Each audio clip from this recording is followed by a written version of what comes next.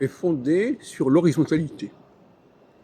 C'est-à-dire que les gens qui partagent le même espace et la même époque sont censés être compatibles.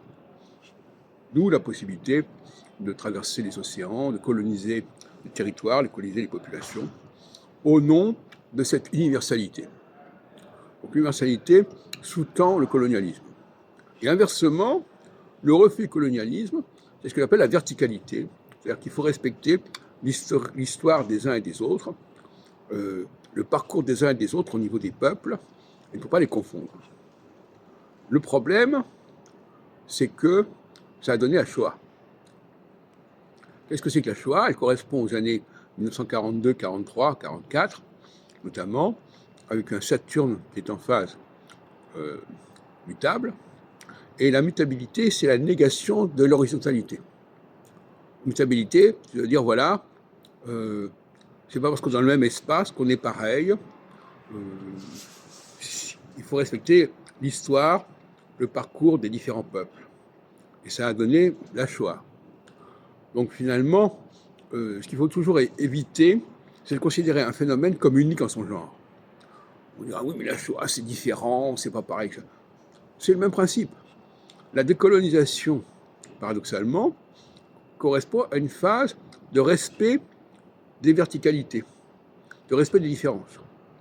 La colonisation, c'est le fait de négliger, de vouloir omettre cette question des différences au nom d'un droit du sol, au nom d'un même espace, d'une même époque. Les personnes qui sont marquées par l'horizontalité oublient automatiquement tout ce qui s'est passé même la veille. Ils sont dans le moment présent, dans l'instant présent. Les gens qui sont dans la verticalité, au contraire, ils ont toujours en mémoire tout un parcours, toute une histoire. Et l'autre jour, je disais qu'effectivement, le Parti socialiste se distinguait de la France insoumise, parce que le Parti socialiste a une histoire infiniment plus longue que celle de LFI.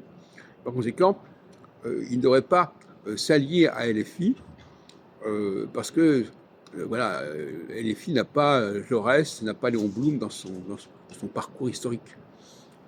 Et le grand problème, dont j'en ai parlé encore récemment, c'est que le comportement du Parti socialiste est inacceptable, parce que c'est à cause d'eux qui donnent du pouvoir au Rassemblement national.